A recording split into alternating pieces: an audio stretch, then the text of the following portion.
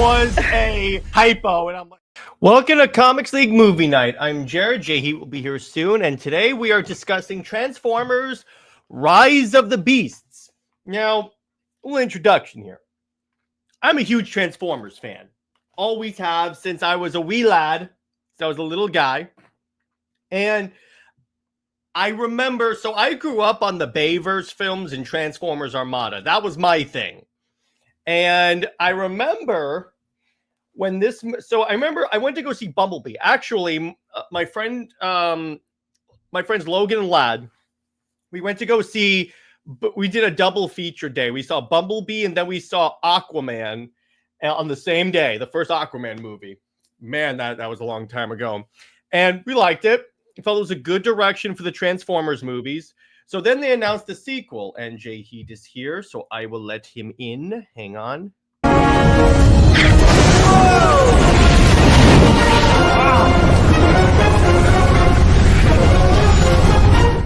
What's going on, boss? Flame on. How's everybody doing tonight? Good. I was just giving everyone the introduction. So this movie gets announced, and bear in mind, I'm a huge Beast Wars fan. So when they announced that this is going to be basically Beast Wars, I'm like, yes, please. I would love that. So obviously, I was big into this movie. And fun fact, this was one of the first movies that Comics League actually tracked during its production. So interesting on that. So JJheat, what do you think of this movie to start off? Even over a year later, this movie is pretty solid. Granted, it does try to set up Unicron, and I don't know if the reboot G.I. Joe is even going to go that direction. But for all intents and purposes, it's good. It's good. I mean, the human characters are audience surrogates. They're never a big highlight of these movies. But for what it is, it's not the original Beast Wars cartoon, but for live action, it's probably as good as it's going to get. So what you're telling me, JJheat, is that Hasbro could be taking Transformers in a new direction? Indeed.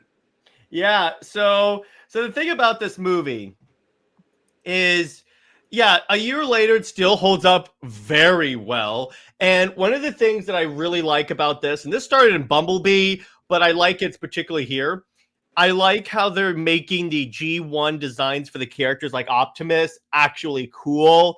Because when you see the movie, when you see the original cartoon, it looks kind of hokey for the alien robots before they come to Earth to have truck parts.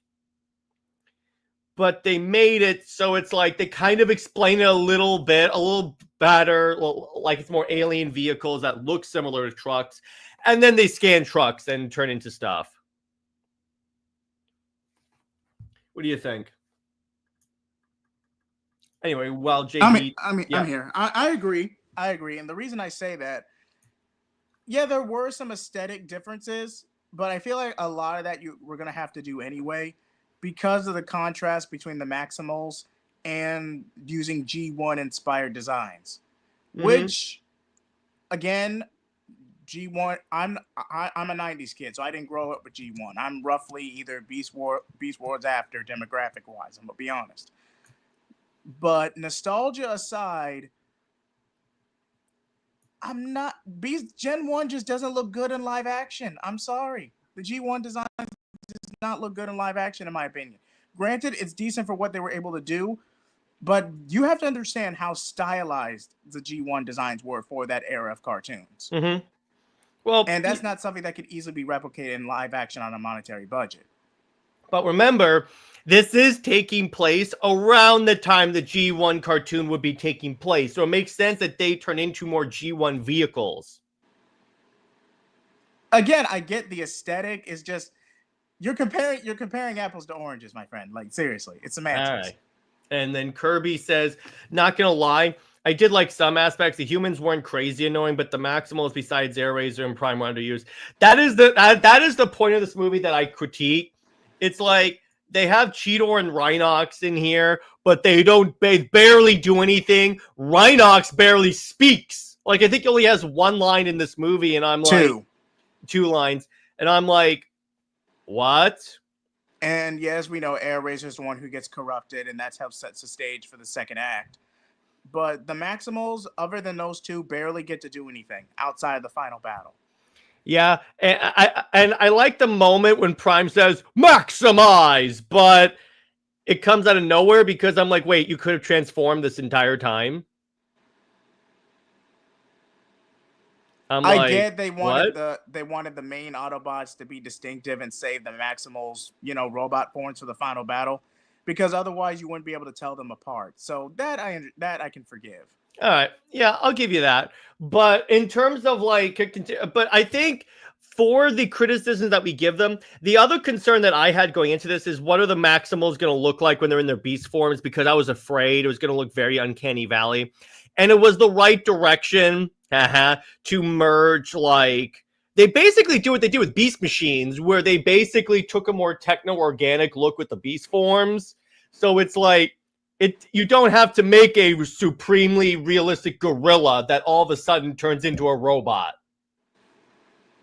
I agree. Yeah, so I think that was a good way to do that. And yeah, the Unicron thing I think was kind of like, okay, like where is this going? But I mean, see, here's the thing. I love how they kept trying to say, "Oh no, this could be in continuity with the Bayverse movies," and I'm like, No, Unicron would take a massive amount of setup, and then post Dark of the Moon, they tried to soft reboot and pretty much shelve Shia LaBeouf out of the franchise. well, not only that, the Autobots are already on Earth, but in the first movie, they're just arriving on Earth. The song is literally called "Arrival on Earth." And then they try to retrofit it like, oh, Cybertronians were on Earth throughout the ages. And even if it's not Optimus Prime and the Autobots themselves, there were skirmishes during the Cybertronian War. They fled to Earth at some point. Then you had the Fallen. I'm like, if you're going to solve... Not only that, JJheat, but if you look at the old-timey photos that was supposed to show, like, the Autobots throughout time, they're still using their truck parts. I'm just... From a continuity standpoint, the Bayverse kind of imploded post Dark of the Moon. I would give Transformers 4 some grace because of the soft reboot and focusing on a new protagonist. Yeah, so except they left green screen in as well, and the Sears Tower in Hong Kong. Again, some grace, not much. Yeah, exactly. But yeah, I kind of like the human protagonist in this. At least they weren't like screaming all the time. But now, see, here's the interesting thing. I thought about this today. Isn't it kind of interesting how so far in this new continuity we've gotten 2 movies and Megatron has never appeared? Yeah. Wait, hold on. Is your Wi-Fi giving out, or is that me? I think that's you because I'm fine. But okay. Megatron has never appeared in these movies. He was referenced in Bumblebee, but he never appeared, even in the Cybertron moments. Come to think of it, none of the actual Decepticons that we know show up in any of these movies. Except for the Cybertron parts. And no, Transformers 1 is not an origin of this new continuity. Transformers 1 is largely standalone, telling a pseudo-origin story about how Optimus and Megatron had their falling out. Yeah, which Transformers 1 was superb. I will always defend that movie. They're probably saying, yeah, I know that they're going to show up eventually. I just think it was a risky move, but I think it ultimately paid off that they would have like Legion. I added except for the Cybertron moments because yes, they were in the Cybertron moments 100%. But I'm saying in the meat of the movie, they never showed up. Yeah, this takes place like right after the Cybertronian War. I'm sorry, folks. I'm probably going in and out. Yeah, this takes place right after the Cybertronian War. Bumblebee is one of the first to scout and arrive on Earth. If you've seen the Bumblebee movie, you pretty much know what I'm talking about. Yeah, but yeah, it was a risk, not including those characters. When you think about it, even here, the only Autobots that like the general public probably know meat of the movie. I know Legion. The only Autobots that like the general public probably knows really well are Optimus and Bumblebee. And it's like then all of a sudden you include like RC, what I thought was pretty cool in this movie. See here, they keep the only Autobot that I felt was moderately annoying was Pete Davidson, aka Mirage. Yeah, he does get a little annoying. Yeah, and I'm like, just stop. So, but besides that, I'm like, oh, okay, and maybe like Wheeljack is Wheeljack in name only. So I'm like, And I just gotta say what? this: what and let me know if there are any Transformers Prime fans in the chat. Why did they Why did they gave RC Alita One's design? Am I the like? I feel like we need to address that. That's a good question. Oh wow. Like, because if you look at the marketing in the trailer, this is Alita. That's not RC. That is Alita. Yeah, because in G1, RC doesn't even turn into a motorcycle. She turns into a hover car. Yeah, RC did get some popularity from the Transformers Prime series, but this is Alita. Oh, Tevia, we just said that if you look at it, the character is named RC, but she acts more like Alita. But Legion says RC didn't have Alita's head design in Rise of the Beasts. Color aesthetic, and personality. Okay, yeah. But in the original Gen 1, Alita didn't have too much of a personality other than being Optimus's love interest, who was terminated in the Cybertronian War. Other than that, Alita doesn't have much of a personality. So Yeah. I understand it, but if you look at the design, the colors, and the aesthetic, this is just Alita, just with RC's personality from Prime. Which I'm fine with because that's all. Yeah, they're both pink. Yeah, exactly. I'm like, they're the only two pink Autobots. So you can't exactly avoid that. Ratchet is not pink. He's white and red. He's kind of an inverse, but similar aesthetic. Yeah, but it was kind of cool, by the way, seeing Ron Perlman play Optimus Primal because he's been like the Optimus Primal in the Netflix shows and in like practically every time they do Primal, and I think he does a really good job. He could pull it off. That was one performance I did not question at all. So you're telling me Hellboy can also play a mechanical gorilla?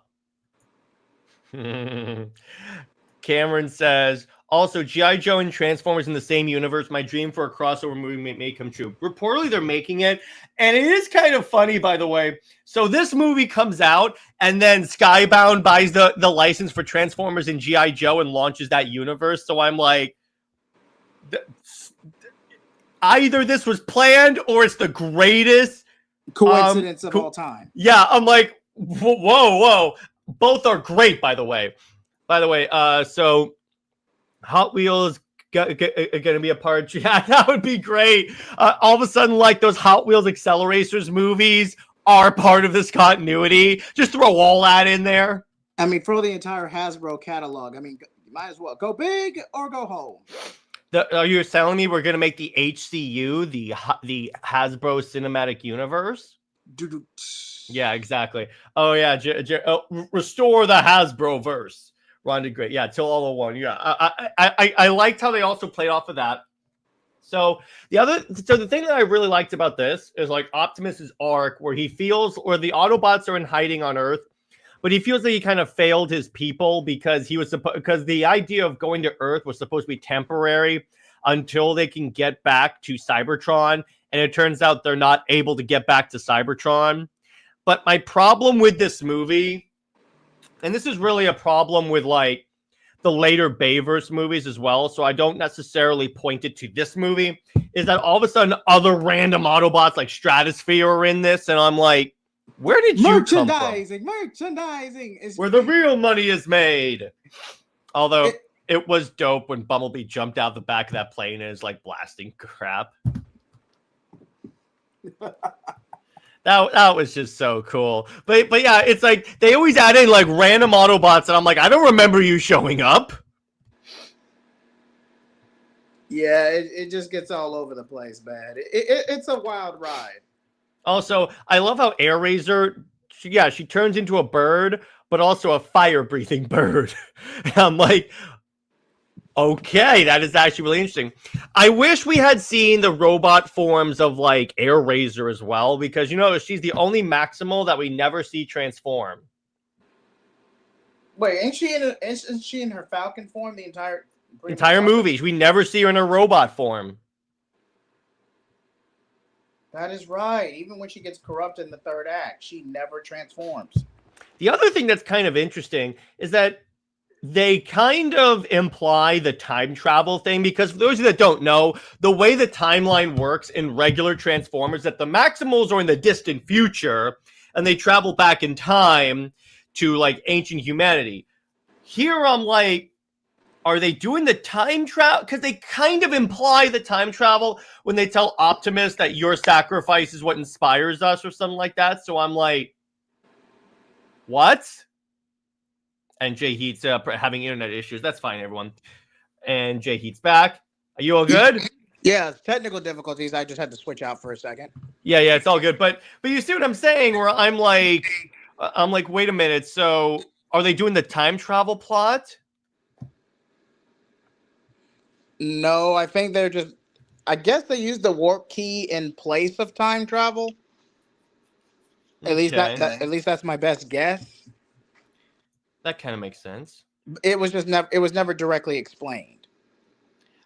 Yeah, they kind of like addressed it briefly, and then Kirby says, "I think they're doing both." 1 second, ladies and gentlemen. All right, here we go. So, yeah, he thinks they're doing both. Yeah, Scourge was an interesting villain, but the other villains in the Scourge don't have any names, sadly. Yeah, they do, but they never really use them that much. And then Legion says they leaned into the lore proper. The Ark left Cybertron millions of years ago. They were crashed on Earth a long time before they woke up. No, this is a sequel to Bumblebee, and we see them leave Cybertron. They're not doing the Ark. No, I can see why he would think that, though, because at least going off the opening title crawl in Bumblebee, they took a lot of influence from the War of Cybertron games. So I can see why you would think that. Which please do. By the way, I still say, how great would it be if we got an entire movie just like that, the first like 10 just like the Cybertron moments of Bumblebee. I'm like, yeah, that would be actually pretty good. I understand from a budgetary perspective that would be a lot to ask, but yeah, you see them leave. You have no context on when they get there, though. Yeah, but Bumblebee arrives in the modern day. Relatively, then all of a sudden, okay, did they ever confirm does Rise of the Beast take place before? I know for all intents and purposes we're saying it takes place after. So if this is supposed to mimic G1 and they arrive in the 80s, did Bumblebee land in the late 70s? I think it takes place immediately after. Okay. Yeah, I don't think it takes place a decade after. I remember sneaking in pizza with my friends to watch Rise of the Beast. That's cool, quite an endeavor. Rise was like in 1994. Okay. Actually, you know what? I'm gonna look up a timeline, Bumblebee timeline, because I'm not. Yeah, Bumblebee. Hang on. Yeah, because the G1 lasted from the early 80s to 1986 with the first move. 1986. All right. First movie. It says here Bumblebee takes place in 1987. Okay. And let me see. Yeah, and they're saying that technically it's in continuity, but with the Bayverse movies, but I don't believe that. So I'm like, no. No, I feel like this is its own thing. You probably could, headcanon it like, oh, Bumblebee has had the Autobots have had human allies before, but then how did Bumblebee get in the end up in a scrap heap junkyard for 15 years? No, well, not only that, Optimus. So you're telling me Optimus took off in the protoform pod and then landed back down on Earth? Because by that logic, by that headcanon, they settle on Earth for a bit, fight off Scourge and potentially Unicron if this expands beyond that, only to then leave Earth, abandon their vehicle forms, and then return. And get more vehicle forms. And you're telling me no one on Earth references, remember the giant planet-eating planet that was hovering in our atmosphere? No one references that? Because in their mind, this would have been 15 years ago. I think that would be significant. Oh, yeah, and in the Bayverse, B was there for World War II! So I'm like, when you get to that, it is astounding. The last Bayverse movie, The Last Night, how that royally screws up that timeline.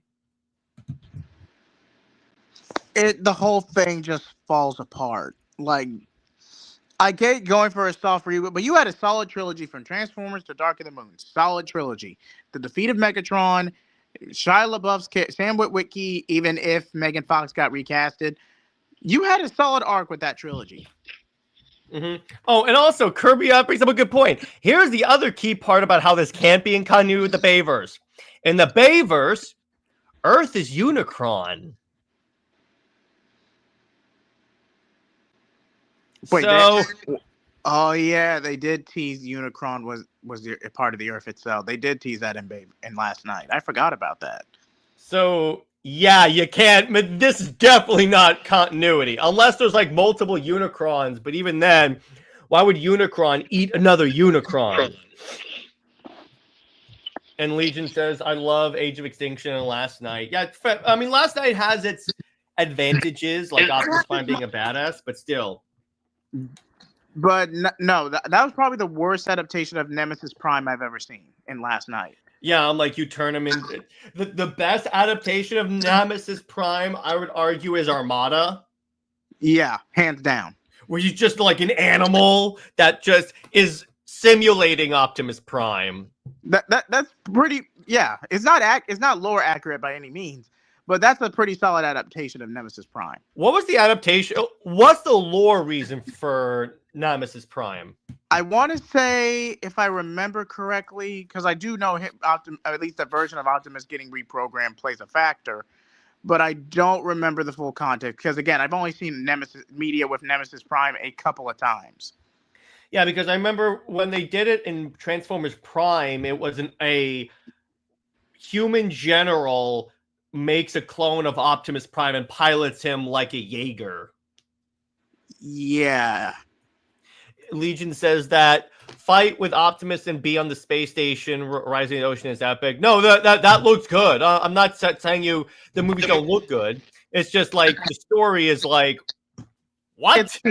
It's weak because you're replacing the Wikis with another family, but then Sam is presumed dead, and then you have to find another pseudo protagonist. And then the Autobots were all on Earth, even though they crash landed. So again, we get to that issue. And then unless Earth is Unicron's abandoned avatar, which I doubt he even has avatars, makes zero sense. Yeah, exactly. Unicron is not Darkseid, so I'm like, there's no way that's the way this works. That's not how any of this works. Yeah, I know that one commercial. But back to Rise of the Beast. So as for like, the thing that this movie does really well is that they do like bring together Beast Wars and regular Transformers well, because they could have overcomplicated this like completely to the point where it's convoluted as hell. But I think they did it pretty well to bring these, because they're merging two vastly different eras of Transformers. Yes. I wish that they would explain why Transformers on a different planet turned into into Earth animals, but they needed them to be like the Maximals we know. So I'm like, all right, fine. I'll go with that. And Legion says, yeah, the story is forced, no argument there, but it's fun and it outweighs it. And yeah, all power to you. Bayverse did have its moments. I'm just saying, from a lore and continuity standpoint, it imploded by the last night. What continuity?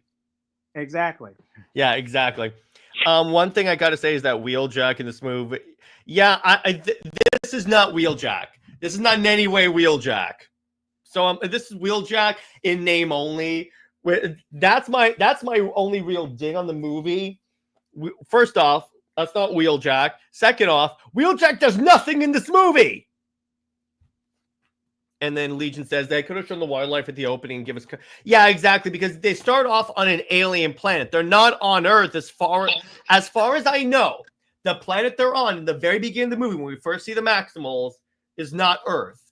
So I'm like, okay, that planet also has like animals, or how does this work? But But it's like, again, suspension of disbelief. We're talking about giant robots that transform. Maybe they had a probe that went to Earth. Plus, we never know what happened in like their area. Maybe they like had like some type of probe or something like that. So I'm like, okay, you know what? It kind of follows. So I'm like, all right. And then Tevia says, one thing I'll say about this movie, seeing the Maximals here with the Autobots. Yeah, exactly. That's the cool part. And I'm like, okay, it does enough where I'm like, okay. Kirby says Scourge was also a terrifying reveal at the opening, and him brutally killing Apeling. Yeah, Scourge was really scary as a villain, and I'm like, oh wow, it's like the way he just murders that other ape Maximal, and then it's just like a villain the entire time. How he has little scouts that will like he has basically frenzy that will like come off his shoulder and they go attack people. He's technically the Loki to Unicron to Thanos, but he plays his role well. Yeah, exactly. But yeah, I mean, it would have been kind of cool if he turned into a dragon. Because if you watch Transformers Cybertron, that's what he does. Yeah, but do you know how much of a business of a financial nightmare would have been for the budget to turn Scourge into a Cybertronian dragon? I mean, they have a Cybertronian eagle. Aesthetically speaking, because you already got multiple uses of CGI, and then the previous film you had the Dinobots, and you also had the Knights that combined into a dragon. Touche. There you go. Actually, it was a three-headed dragon, but he was a tough villain till he wasn't. They straight up flipped the script. Yeah, I know. That's the funny part is that when he first fights Optimus, Optimus gets his ass kicked. Then when they fight at the end of the movie, Scourge gets his ass kicked and gets killed, and I'm like, what changed? I don't get this. What changed here? Yeah, and the Mirage and human subplot that kind of dragged on as you'd expect it to. But it's like in every Transformers movie, they have to have that one robot that forms a bond with a human, and I'm like, how about we actually? Actually, we don't have to have that. I mean, here's the thing: Transformers 1 being as successful as it is, yes, it is successful. What that leads to is showing that you don't need the humans in order to make a good Transformers movie. The most egregious example of an audience surrogate character is Chris from Sonic X. And that's because he's a sport, at least up until season 3. Say what you will about the Meta-X arc. It is a flawed crapshoot from beginning to end. Say what you will. But at least in season 3, Chris was not as annoying. He just got de-aged back into a child because that's how the Master Emerald remembered him. But he was nowhere near as annoying as he was during the Sonic Adventure 1 and 2 adaptations for season 1 and 2. Yeah. Nowhere near as annoying. Yeah, exactly.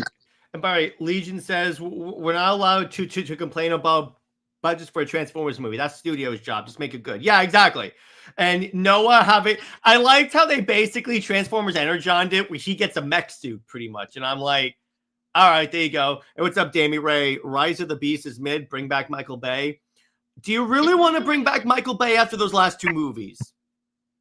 I mean, I'm all for aesthetics and explosions. I'm all for that, but be careful what you wish for.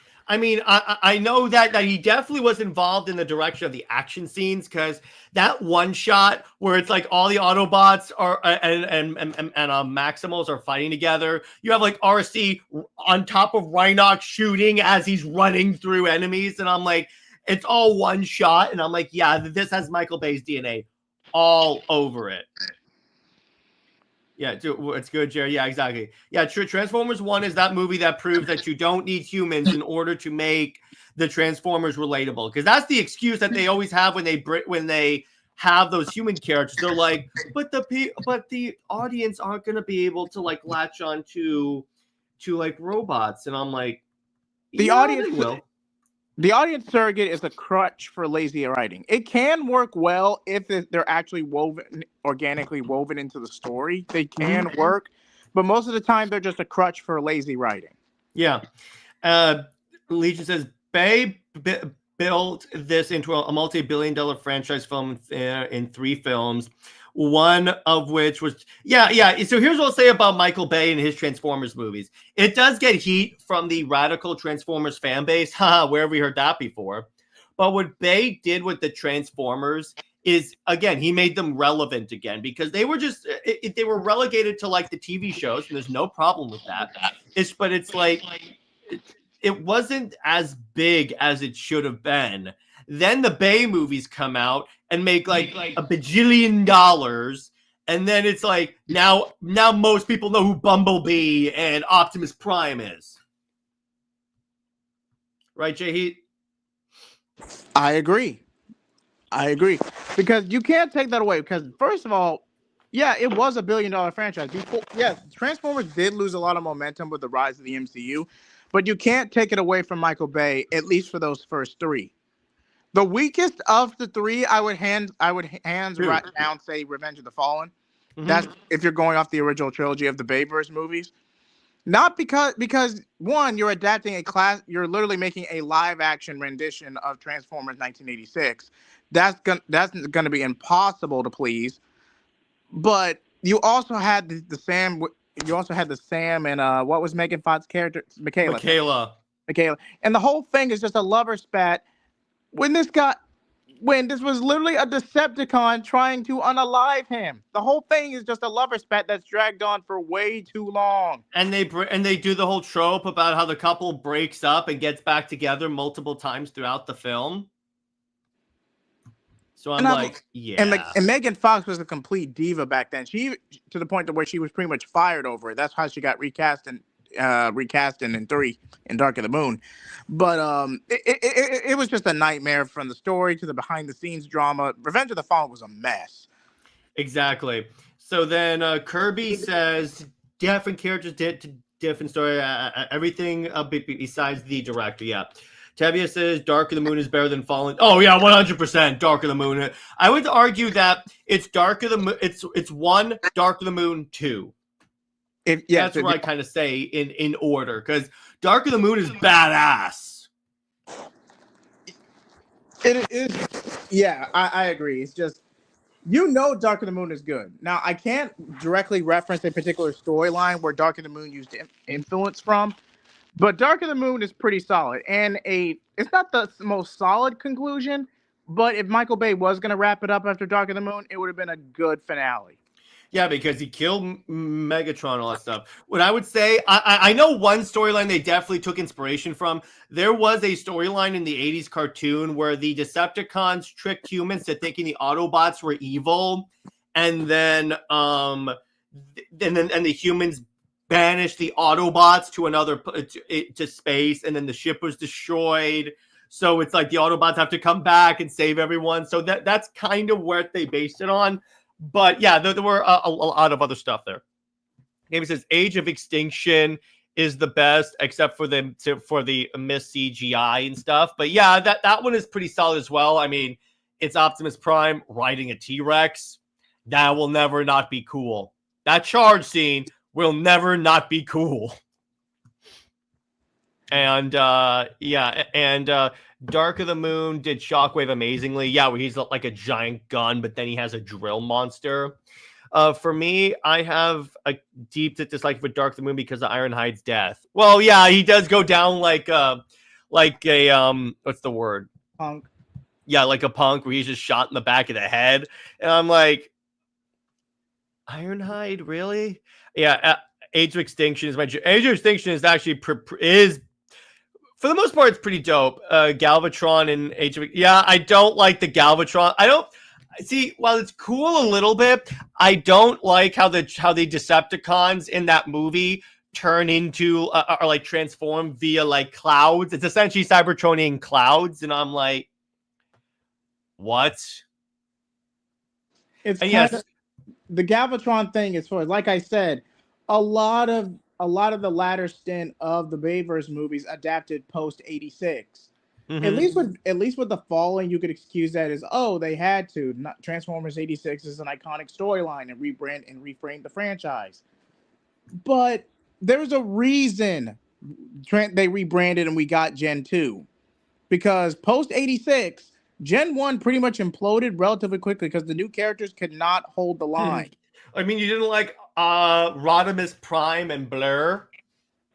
No, I mean, Or how about Wreck-Gar and his people that talk with TV? just no. Like, it's a good movie. Don't get me wrong. It's a good movie and send off for G1. Don't get me wrong. But beyond that, no. It's just not good.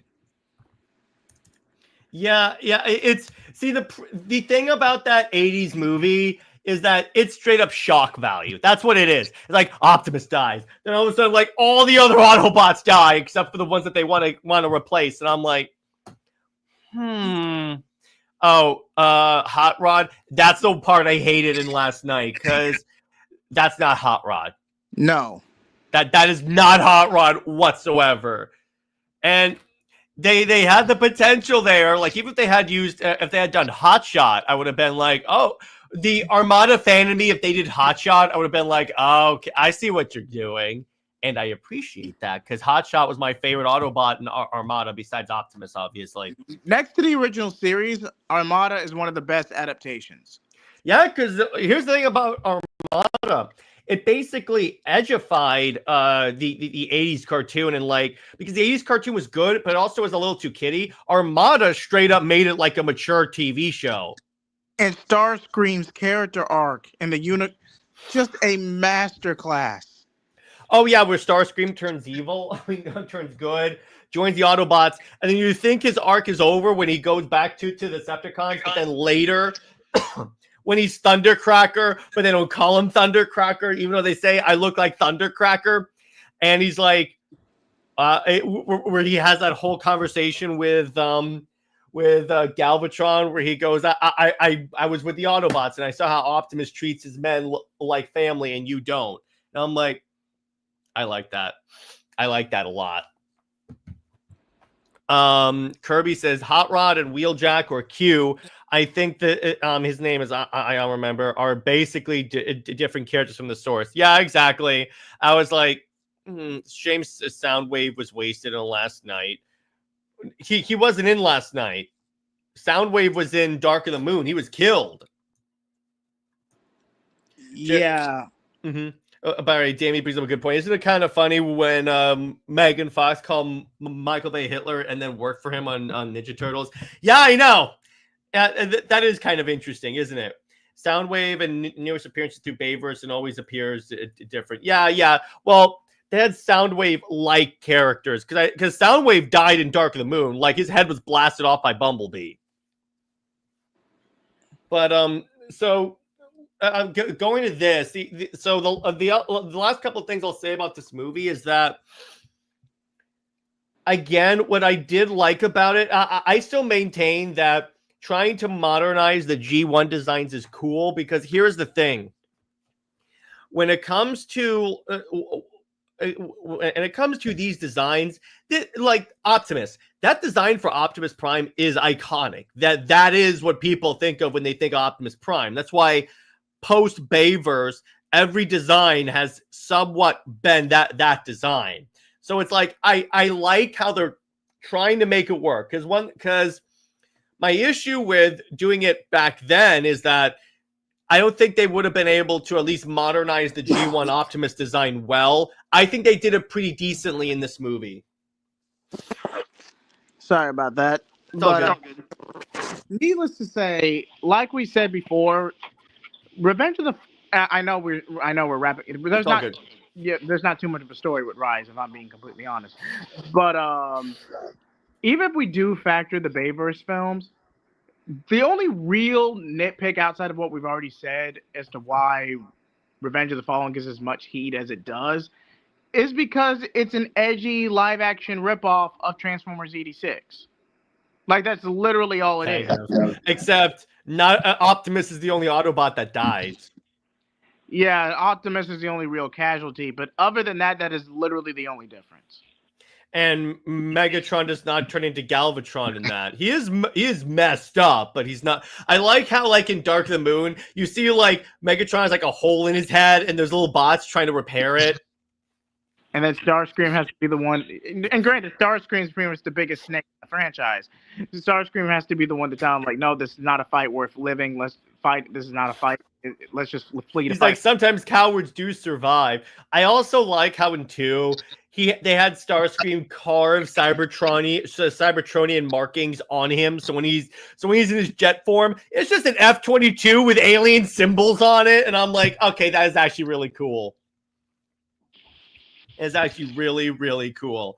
But all in all, if I had to rate Rise of the Beasts, I would probably give it 7.5 to 8 out of 10. It's fun. It adapts the material pretty well. It's not the perfect Transformers movie. Arguably the one of the live action Transformers movie, counting the Bayverse ones, that is genuinely perfect, is the first one. Solid story, the All-Spark, Optimus and Megatron's final clash, and the Battle of Chicago. No, Chicago was Dark of the Moon. Where did they fight in the first one? A fictional city, dude, called Meshin City. Oh, okay. Otherwise known as Detroit. It's Detroit.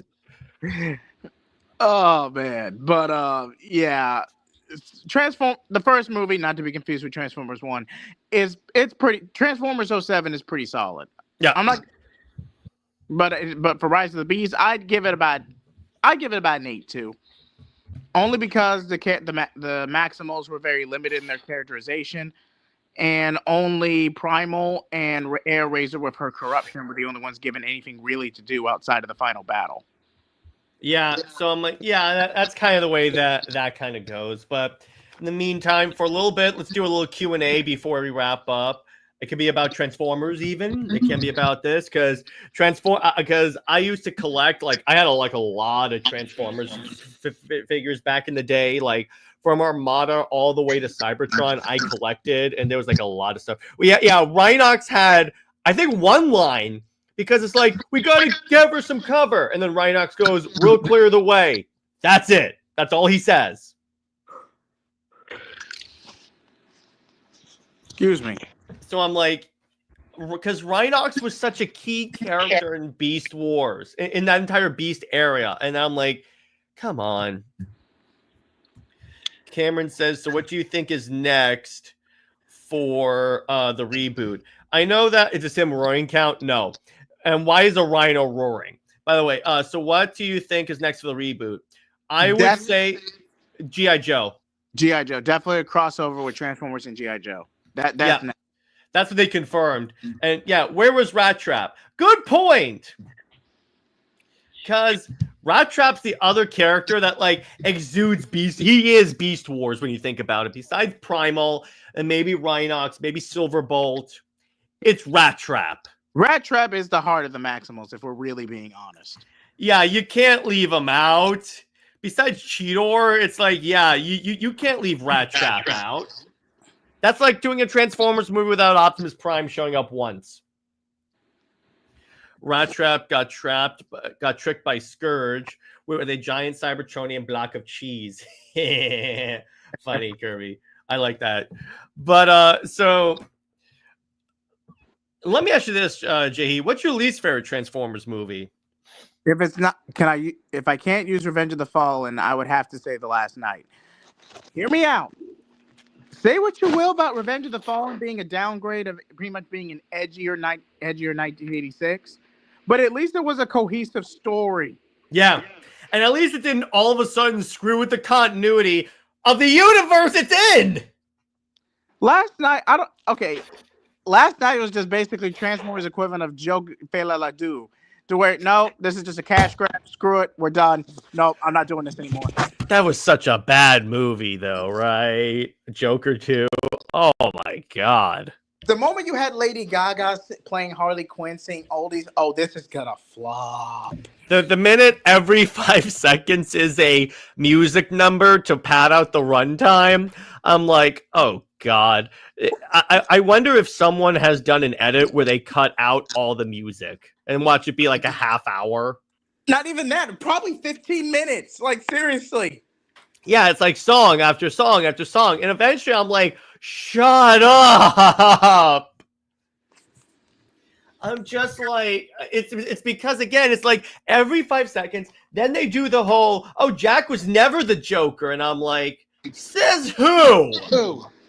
Okay, I get what they were trying to do, but first of all, you can't really have Joker without Batman, or at least have Joker fixated on Batman.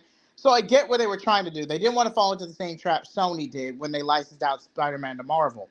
They didn't want to fall into that same trap. But you ultimately did, just in a worse way. Yeah, because, well, here's the thing. If you didn't want to have like Batman with a Joker without Batman, then don't have him take place like when Batman is a kid.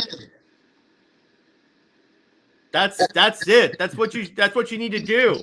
That's an easy fix. Have Batman have limited cameos and tell some destructive storylines from Joker's perspective. The madness of it all. Hell, a live action Killing Joke would have been better than this. Except don't have Bruce Timm do it for obvious reasons. Why? Well, here's the thing. Here's what's a good. Here's why I told you they could do that. Penguin the show.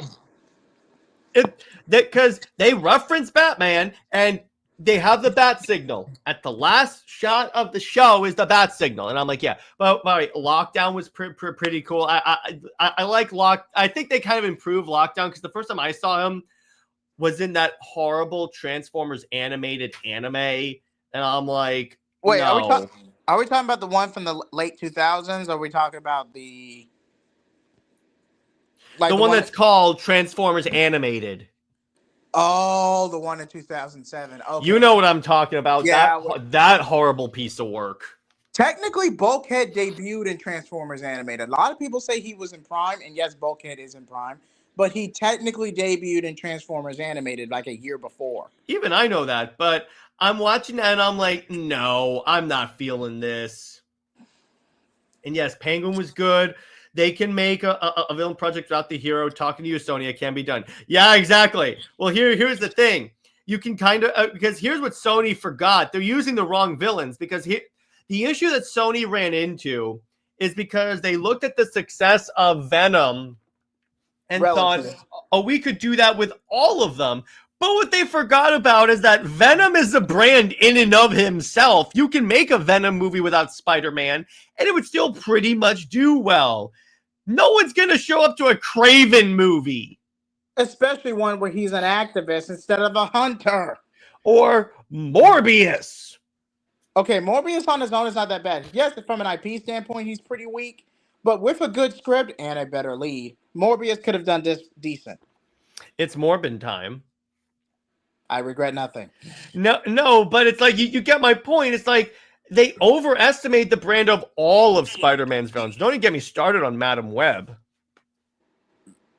Okay, I don't even know how that even got greenlit. Like, my favorite part of Madam Web is that the movie's ending. She's defeated the villain. She's falling into the water, but they remember they have to make her blind. So a random firework comes out of nowhere and just knocks her in the face.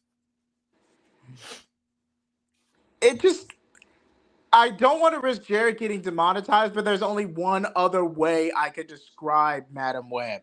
And I've never seen the movie. Oh, God. I watched it. It's on Netflix. Hold on. I want to make sure I'm in the private chat before I type this. All right. Yeah. I'm going to be I'm interested to see this. I'm more so hard watching that movie. This Sony verse should have tried to continue with Andrew. Yeah, exactly. Just give us a Spider-Man, and then you can make Spider-Man movies with that character. That's all you need to do. It's also on HBO Max. Oh, God.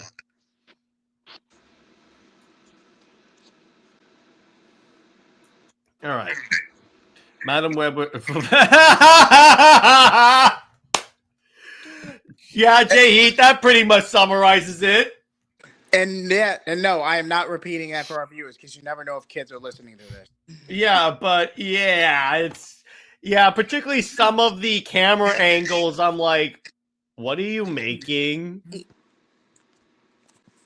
but it's one of Madam Web is one of those movies where I say is legit like one of the worst films I have ever watched. It may even be worse than that version of Justice League. No, at least Justice League was a Frankenstein's monster of a plot. Madam Web was relying on that 50 Shades of Grey audience. Yeah, but when you see the original plot for Madam Web, where it's basically Terminator but with Spider-Man, that sounds cool. Where was that? Nowhere. They didn't do it, and I'm like, why didn't you do the fun plot? Because that actually sounded like something I would definitely watch. I never understand what's going on with these, like, we're in these executives' heads when they greenlight stuff. Because, like, yeah, Venom did well because he's Venom. He's always been.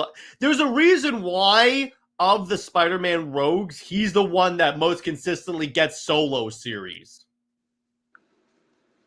It's like, that's why. I'm like, because he is the villain that like the general audience likes. That's it.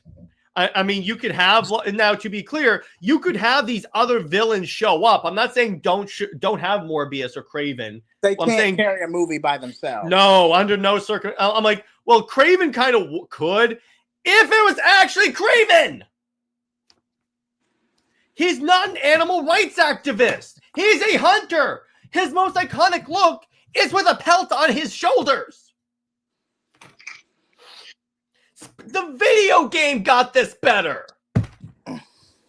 Oh my god.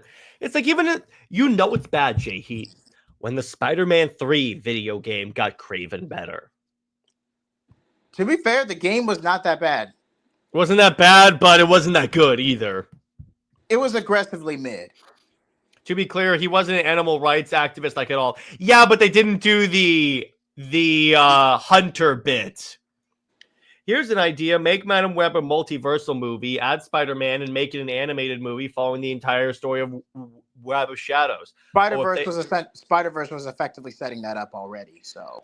I think he means Shadow Dimensions, but can you imagine? Here's a good idea for what could have been the culminating movie in this Spider-Man verse for Sony if they actually adapted the Web of Shadows game with Venom and Null and all that stuff. That would have been cool.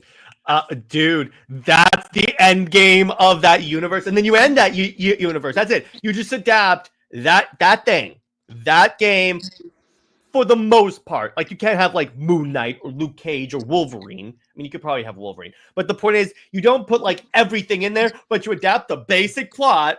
And then guess what? You have a solid final movie. But no. And if these creatives are getting proper production credits for their storylines, I commend them, especially if they're getting their due royalties. But The Last Dance, Venom 3 was not good. I mean, it's an improvement. I enjoyed it. I enjoyed it for what it was, but I'm not going to say it was great. Well, let me put it this way. It's the weakest of those movies, and that says a lot when Venom 2 is in that. I still say Carnage was rushed. Rushed and or wasted. Because I'm like, how do you kill Carnage? If you really want to structure a decent trilogy, you have Venom, then you have Andrew Garfield Spider-Man, even if you have to pay a separate licensing fee. Go ahead. Because if you want to have a trilogy with Venom as the lead or Venom as the focus, because one of Venom's biggest motivations before fully bonding to Eddie is how he resents Peter for pushing it away. Yeah, that's kind of important. You don't even have to do the multiversal black suit. You can do the ultimate version where it's a cancer suit. But you decide not to do that. And you technically have the movie rights to Spider-Man. You're just under an exclusivity clause with the MCU for 6 films. Well, you just can't use Holland. You can use other versions of Peter. There was a way around it. Andrew Garfield. I mean, you had the perfect setup for it. And Andrew Garfield's Peter's in a spiral after the death of Gwen Stacy. He briefly gets his comeback after confronting Rhino or mechanized Rhino in the epilogue. He has a brief moment of doubt, gets bonds with the symbiote, and just crashes out for 45 minutes. Yeah. Peter was the Madam Web, right? No, he wasn't. Well, technically he was. As a baby, he was. Yeah, a glorified cameo, but yes.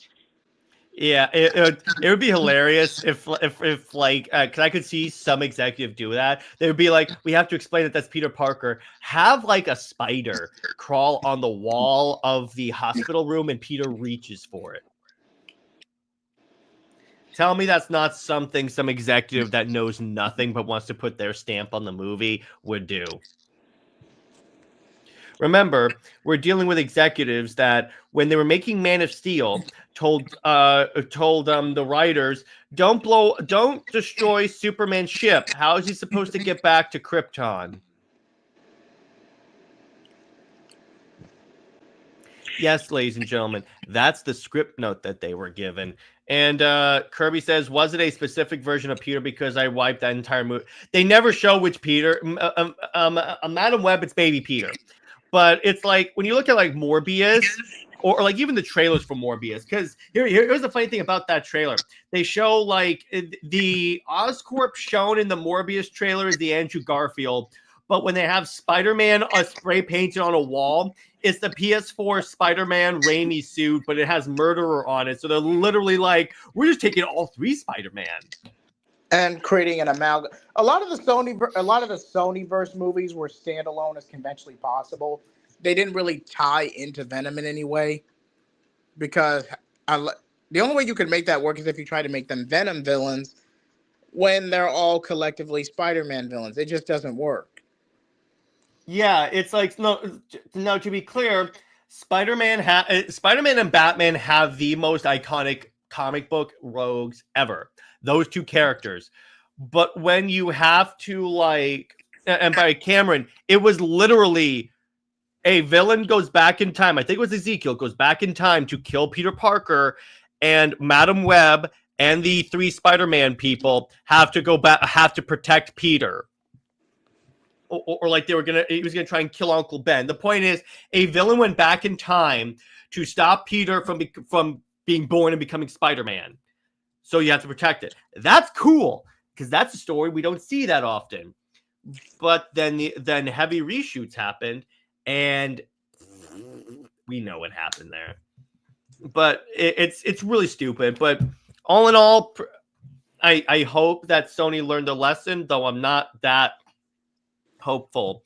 But I think that's a good place to leave it. So, JJheat, where can one find you, and what have you got coming out on your channel? I did have one last question. Have you read this week's Wonder Woman yet? Yes, I have.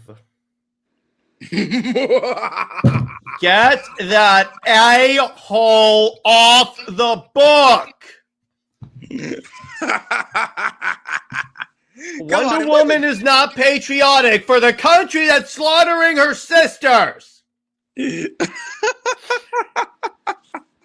Why is she getting literally hit with the American flag? Wait till you see Super Wonder Legacy. We're gonna rant about that. But anyway, JJheat. Yeah, we know you like it, Legion. JJheat, where can we find you, and what have you got coming out on your channel? Oh, this was a great show. But okay, you can find me at JJheat75 or JJheat Plays on YouTube. Also, I mostly do videos and gaming. I have done a cutback as of late, but I mostly do video dissections and gaming videos, whether it be Sparking Zero, Mass Effect, Dragon Age. I might do Veilguard if I get requested to, but right now I'm just focusing on the original trilogy with Dragon Age. But if you want me to do a playthrough of Veilguard, I'll do it. Probably not going to enjoy it, but I'll do it. But also stay tuned for more new Directionverse content. I was planning a new Directionverse Q&A sometime soon. That'd be fun. Before we start the new volume. I just haven't set a date yet. But we'll keep you... and DC solicitations will be sometime within the next 2 weeks. All right, that works. And Legion, beyond that, this version of Wonder Woman... And I mean post-crisis / new 52, that's pretty much the version they're using, has never been super patriotic for America. This is coming from someone that has read a crap ton of Wonder Woman from this period, unlike Tom King, that hasn't read anything. But anyway, I'm not getting into this. So for Super Wonder Legacy, Britt and I are going to talk about how Superman and Wonder Woman were depicted in the DCEU. And then we're going to rant about Tom King's Wonder Woman. And then as for Wonder Woman Wednesday, I'm going to talk about my favorite Wonder Woman writers. And then what's next? As for next week's movie night, I think it's my pick. So I'll let you guys know what we're going to go for. And yeah, stay at work, everyone. Remember, Lois Lane is Lois Lane. She belongs to General Zod. Zois and Steve Trevor is Steve Never. He belongs 6 feet in the ground. Zois Maxibat for life. See you later. Bye-bye.